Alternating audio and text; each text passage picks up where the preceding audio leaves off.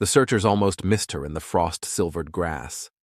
Dawn put a thin shine on every needle of the pine tree, and the air smelled like wet leaves and cold iron. A pale hand reached past the shadow line toward the back steps, fingers stiff and dusted with dirt. A mother's voice called her daughter's name one more time, and then broke. A broken golf club lay nearby, the head torn from the shaft. The girl was 15. Her name was Martha. The night before had been October 30th, 1975, Mischief Night in Belle Haven, a guarded waterfront section of Greenwich, Connecticut. Kids drifted between houses, laughing, tossing toilet paper, banging on doors, running off. After dinner, Martha Moxley headed out with friends, wearing jeans, sneakers, and a down jacket against the fall chill. The center of gravity that evening was across the street at the Skakel home, large as a hotel to teenage eyes, alive with voices, radios, and the squeak of a basketball rim in the driveway. Martha and her friends moved in and out of that scene. By around 9:30 p.m., a friend saw her behind the fence near the Skakel pool with Thomas Tommy Skakel, older than she was, both of them laughing and kissing. People peeled off after 10. Someone said a group drove to a cousin's house. Someone said Martha headed home. Porch lights blinked. Dogs barked. Belle Haven settled into the kind of quiet that makes you hear your own shoes. When Martha missed curfew, her mother, Dorothy, went looking. She checked the sidewalk, then the neighbor's yard, then the hedges. A few kids said they had seen Martha start toward home. The house stayed lit through the night, the living room lamp throwing a small circle on the glass. No footsteps came back up the walk. On Halloween morning, neighbors joined the search. In daylight, the clues were harsh and simple. Martha lay on the ground under the pine in her own backyard. Her pants and underwear had been pulled down, but the medical examiner later found no evidence of sexual assault. She had been beaten and stabbed with a Tony Penna 6-iron golf club. The head of the club was found nearby, the shaft broken into pieces, the leather-wrapped handle was missing. Detectives traced the club to a set kept at the Skakel home across the street. Greenwich police and state investigators built a clock out of interviews. Who stood in the driveway at 9:15? Who went to the cousin's house at 9:55? Who saw Martha and Tommy by the fence? 2 names took center stage because of proximity and timeline. Tommy, last known to be with Martha, and his younger brother Michael, also 15. The family's live-in tutor, Kenneth Littleton, whose first day had been that very evening, fell under suspicion too. But suspicion is not evidence, and the physical case from 1975 had limits. No DNA testing, no useful fingerprints, no eyewitness to the killing. By winter, the investigation thinned into leads that never closed. Friends grew up, reporters moved on. Dorothy Moxley didn't. She kept the case in the light, writing, calling, meeting detectives, repeating her daughter's name. In the early 1990s, the story turned. The Skakel family hired Sutton Associates to review everything. The private investigators dug into movements, alibis, and the boys' histories. Their work surfaced accounts that would later echo in court. Writers and TV documentaries revived interest.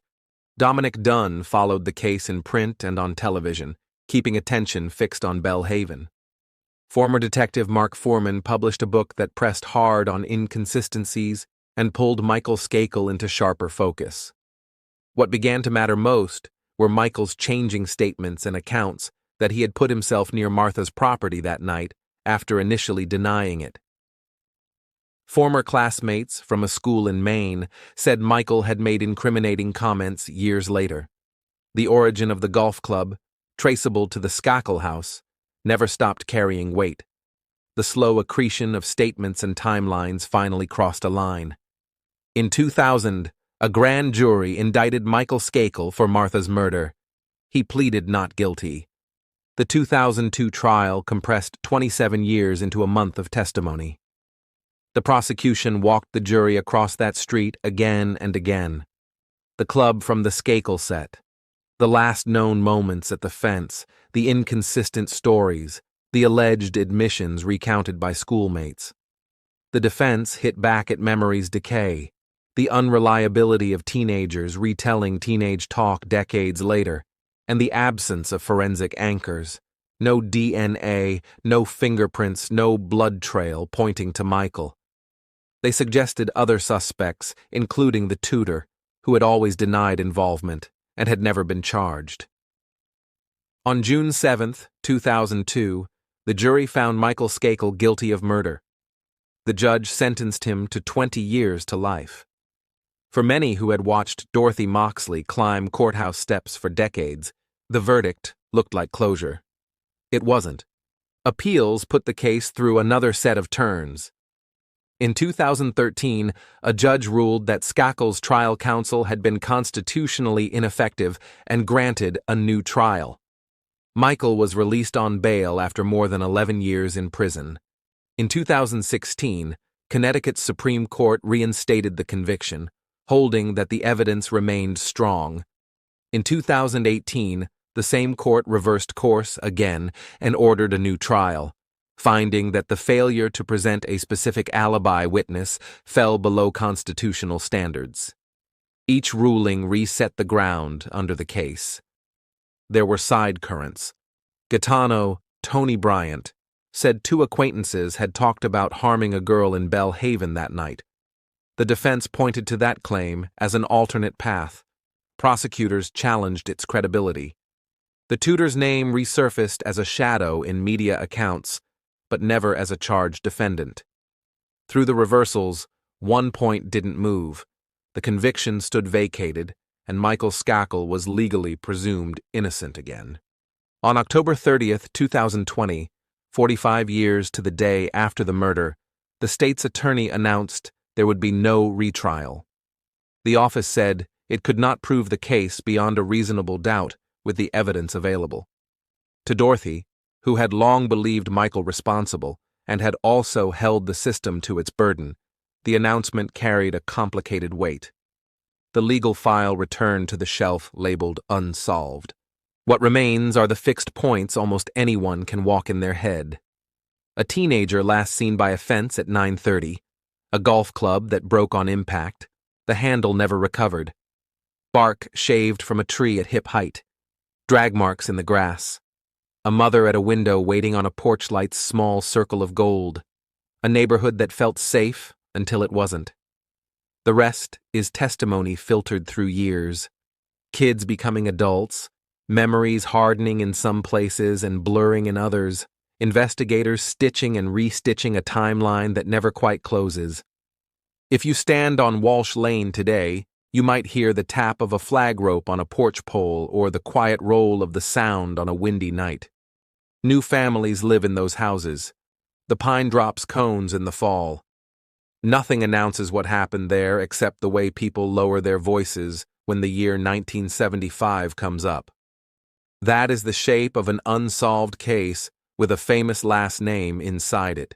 Public, argued over, and still anchored to a backyard where the evidence stops short of certainty. The middle hooks still pull.